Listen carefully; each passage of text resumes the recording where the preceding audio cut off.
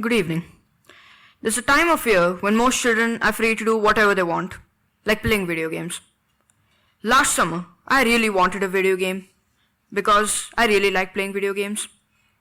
My parents finally agreed to get one for me. But this wasn't a PlayStation or an Xbox. Oh no. To be honest, I too never really wanted a modern console anyways. This was a console with all the retro video games I'm sure you must have enjoyed before, like Super Mario Bros., Tetris, Donkey Kong, and lots more inbuilt. My parents wanted to bring me back to their time and their nostalgic memories. I too made quite a few spending time on the console with my friends. Though video games weren't the only memories I've made with my friends. I've had my fair share, and a couple of them were particularly interesting. It was a fiery summer evening in Pune, the Oxford of the East, in India. Me and my friends were playing a casual but competitive game of football. The buildings towering over us, with the trees shading us from the blazing heat of the sun. It was tiring yet energetic. We were sweating yet exhilarated. The two teams had stopped and tumbled into an argument about the goal I scored. Did it count or not? I glanced above to notice a large black crow soaring not too high above us.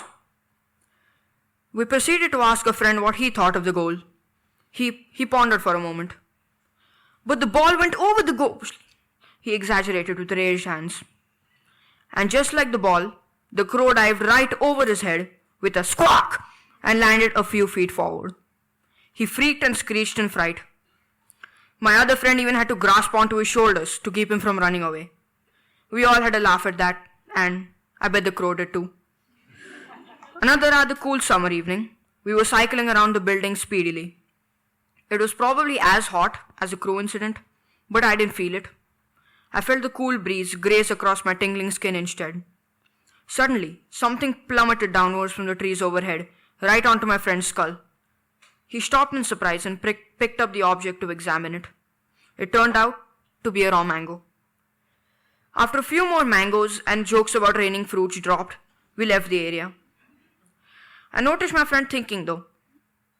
The next day, he somehow convinced all of us to take the mangoes home to eat.